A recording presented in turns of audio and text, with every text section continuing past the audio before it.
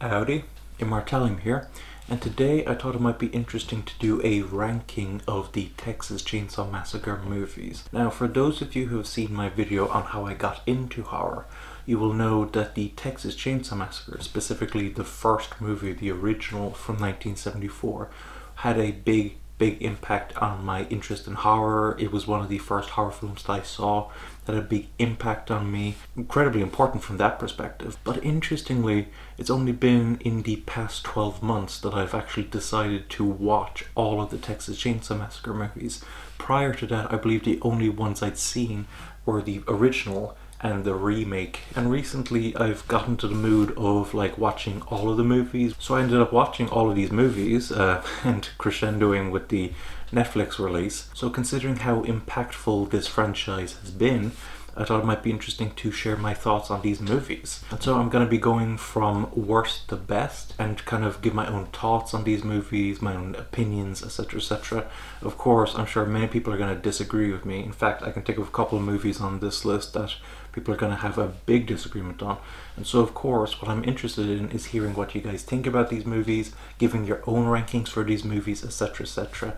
But without any further ado, let's start off with the worst Texas Chainsaw Massacre movie in my personal opinion. This may surprise some people because I do know that this movie does have a fan base, but that is Texas Chainsaw Massacre: The Beginning.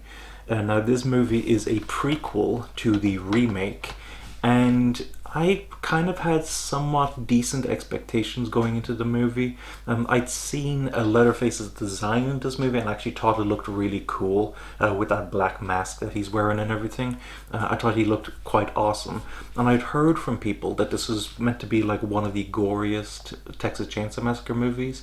So from that perspective I was like, oh cool. But ended up watching the movie, and to be completely honest, I was pretty bored by it. Now, to be fair, there are some good performances in this movie and some decent cinematography, and of course, as I said, Leatherface's design is good. But besides that, there's not really much to this movie. You see, the problem is, having watched the remake and knowing how the story of this family has progressed, unfortunately you know what's going to happen if you think about it. I have met some people who didn't think about it enough to actually figure out what was going to happen at the end of this movie. But if you think about it enough, you're going to realize, oh, that's what's going to happen, and it happens exactly as you calculate it. And from that perspective, it took away any tension that I had while watching this movie. And then the gore.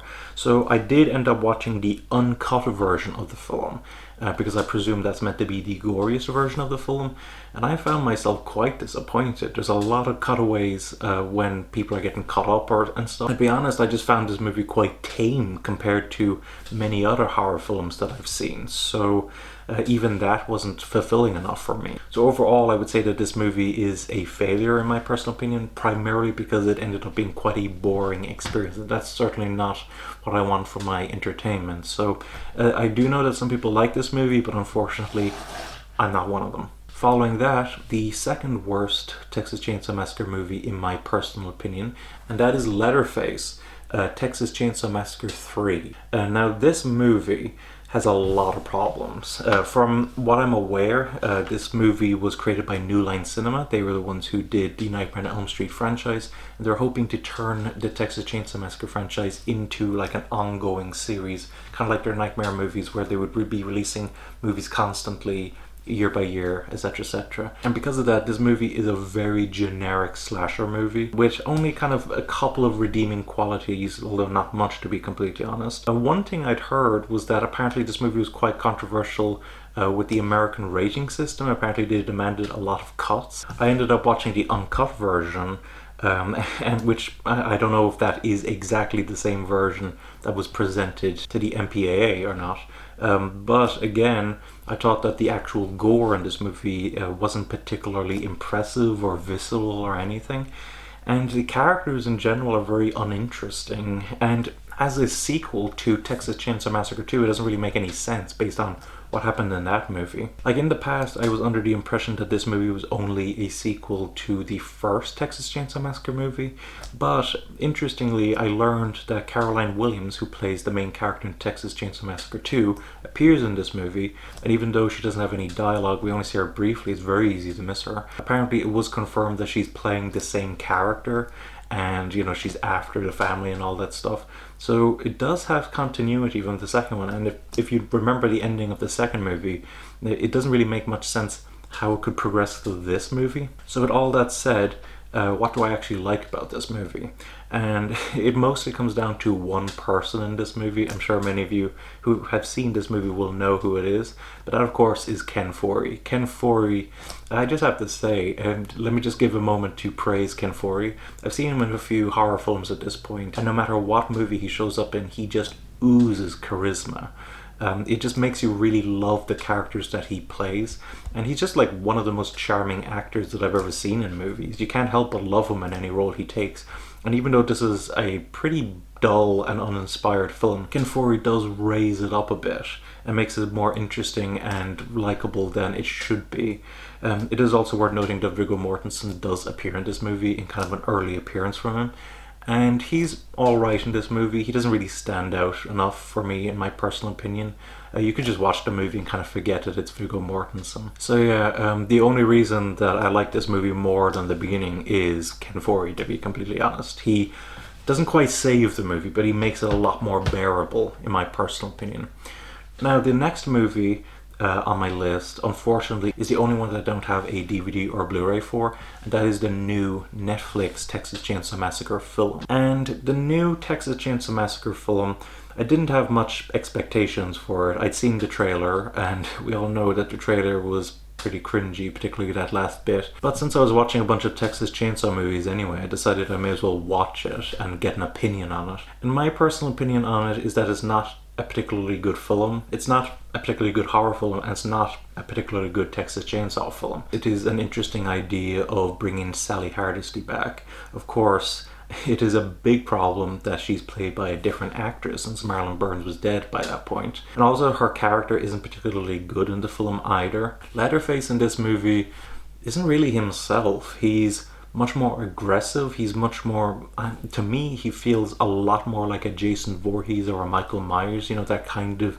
silent but aggressive character. And to be completely honest, he doesn't seem to have much of the personality from the previous movies. And he also seemed a lot more intelligent, which, you know, might sound like a good thing, but it isn't. It's completely contrary to his character from the previous movies. So while I didn't think it was as bad as these two movies over here, I definitely do have to say that it is one of the weakest Texas Chainsaw movies, and I don't really get much out of it. Following that, we have Texas Chainsaw, also known as Texas Chainsaw 3D. And this film, for me, gets close to the it's so bad it's good kind of feel. This movie decides to be a direct sequel to the original Texas Chainsaw film, and because of that we have this very odd opening where there's a lot of characters introduced that don't really make sense. It's odd, but it was kind of an interesting enough idea.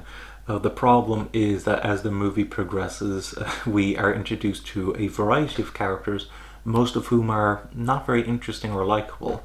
The most likable character by far is the one played by Alexandra Daddario. But the last third of the film really is problematic when it comes to her character, as well as the character of Leatherface in this film. And besides that, there's some decentish gore. There's definitely some very bad effects, particularly in that last third. While it is a movie that I get more out of than the other three films that I've mentioned so far, it's still not a good movie, and that last third of the movie really is bad and takes away any joy you might have of watching this film for a so bad it's good feeling. Now, I do think it's important to note that from here onwards I actually do like these movies. These movies come under the category of, you know, I wouldn't want to watch them, you know, I wouldn't take much joy from watching them. Whereas the upcoming movies I actually wouldn't mind sitting down and re-watching. So with that, the next movie that I want to talk about is the Remake from 2003. It's a decent enough film as a remake. There's some interesting kind of changes to the formula. There's a lot of great shots in this movie. They had the same cinematographer from the original movie work on this film, which you can really tell there's some fantastic shots in this film. And of course there's some great performances in this film as well. Most of the cast are very strong in their performance. For instance, Jessica Biel, such as I think his name is Andrew Bryniarski, the guy who plays Leatherface, as well as Arlie Ermey, of course, as the sheriff. And there's some pretty good effects in it as well. My biggest problem with this movie is that it has a very strong Hollywood feel to it.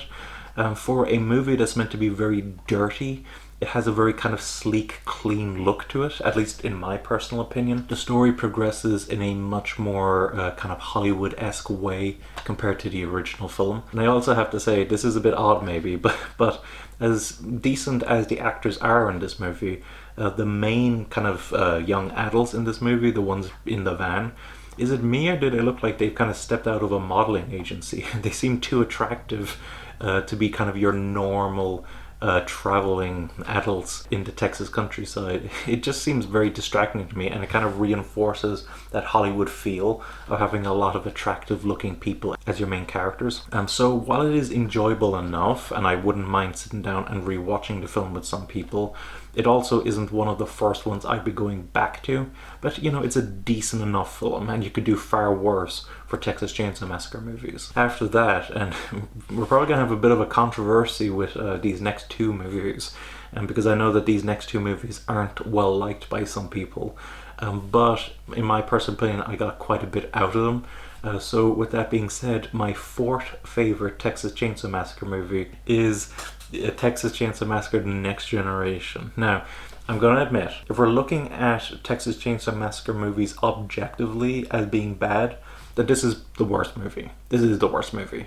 But I actually find this movie really funny to watch. The dialogue in the movie is unbelievably bad, and because of that, the character interactions are so weird that I find them oddly charming and amusing.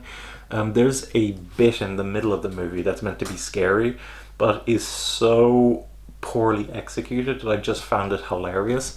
And I think there's a lot of craziness that happens in this movie. The first third of the movie I would consider to be kind of the most normal of the movie, and so it's the least interesting to me. But even so, there is enough wackiness to kind of keep my attention. But from the second act onwards, I think the movie actually gets really crazy, and because of that, I find the movie really enjoyable to watch. And yes, it is a case of it's so bad it's good, but I do think it is entertaining, and that's primarily what I want from my entertainment, so I think it succeeds in that regard. The other thing that is kind of interesting about this, although I don't think it's that big of a factor, is that, as you can see from the cover, it's got Matthew McConaughey and Renee Zellweger in it, and this was before they became celebrities, which is quite interesting. Now, I haven't actually seen them in too many movies. Like, I certainly know their names, I've seen them do interviews, and I've seen a couple of movies they've been in, but the general movies that they go for aren't really my cup of tea. But nonetheless, it is kind of amusing to see them act in this movie before they became famous. So if you're looking for a bad but enjoyable horror movie to watch, I do think this is actually a very good option. After that, my third favorite film on this list is again going to be a little bit controversial, I think, and that is Leatherface. Now, Leatherface is a prequel to the original Texas Chainsaw movie, but it's also part of the continuity that it shares with Texas Chainsaw 3D. So it does have some of the factors that I'm not keen on. For instance, I'm not the biggest fan of the existence of Verna Sawyer. I think the absence of a female figure in the family was a big part of the original movie, and kind of takes away a lot, in my personal opinion, to have her exist as part of the family. But besides that, there's a lot that I really like about this movie. I think that the story itself is quite interesting. I like a lot of the characters in it in a kind of demented way. It feels quite reminiscent to me of Devil's Rejects, which I love the Devil's Rejects, and while I wouldn't go so far as to say that I love this movie, I couldn't help but find this movie very interesting to watch, and it felt like a breath of fresh air after watching a lot of the other Texas Chainsaw movies, which, let's be honest, can feel quite repetitive at times. This felt different enough that it felt distinct. It felt like a decent story that was told. It doesn't nail the ending. The ending is not as good as I would like it to be, but actually this is definitely one of my favorite Texas Chainsaw movies. I actually find this movie very enjoyable to watch, and something that is possibly worth noting, maybe one of the reasons I actually like this movie a lot, is the fact it's directed by directors of New French Extremity, which I really liked, the new French Extremity, and they brought a lot of that kind of realistic violence into this film, which I thought was very appealing. So yeah, a lot of people don't like this movie, but I will actually defend this movie as being legitimately good. Is it amazing? No, but I think it works quite well as a Texas Chainsaw movie, and I think it's one of the better ones in my personal opinion. Now for my second favorite, and I think a lot of you will be able to predict the next two entries pretty easily. So my second favorite Texas Chainsaw Massacre film is the second one, Texas Chainsaw Massacre 2. Now this film comes as a bit of a shock to some people after watching the original movie, and it certainly did surprise me, the tonal shift. So the original Texas Chainsaw Massacre movie was meant to be more comedic than it ended up being, and apparently Tobe Hooper decided that he was going to be a lot more over the top, a lot more crazy, include a lot more humor in this film, and a lot of people think it contrasts too much. Now I get where he was coming from, and I've actually grown to really enjoy this film. I love the special effects. Tom Savini did the special effects for this film, and of course Tom Savini is a master at his craft, so the special effects in this movie are great. It also feels like it's the only proper sequel to the original movie, considering that it does have the family back.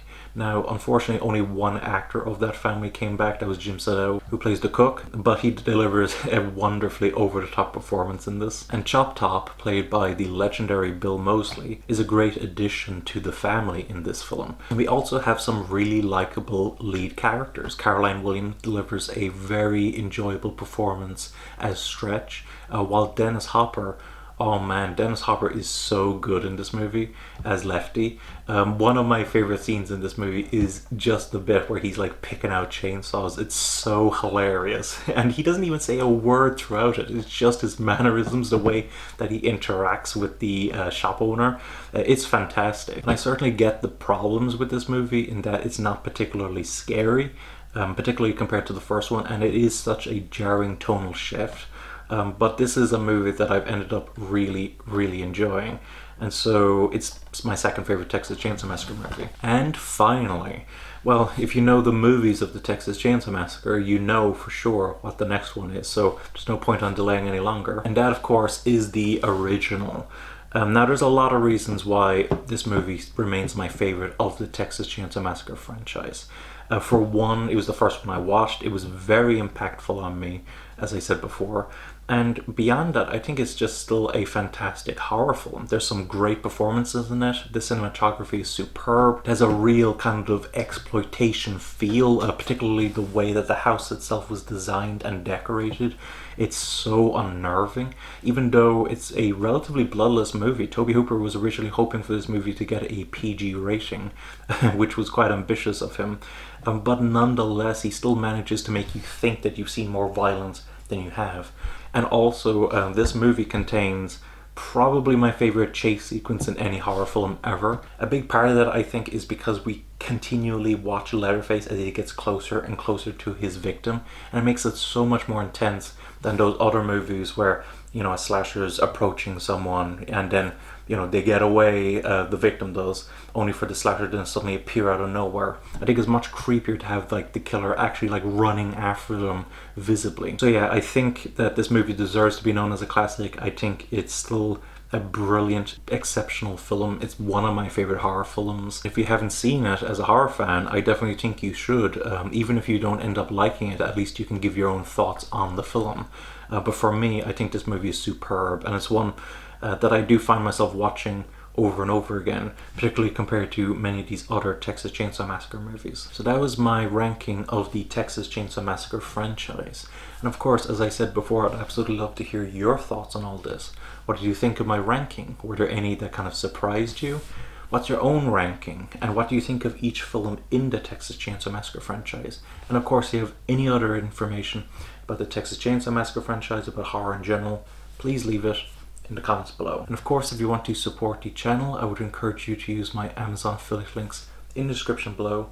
When you purchase horror through those affiliate links, not only supporting me, not only supporting the channel, but you're also supporting the horror industry. So I'd highly encourage you to use those affiliate links to purchase your horror. Thanks for watching. Don't forget to comment, rate, subscribe, and bye bye.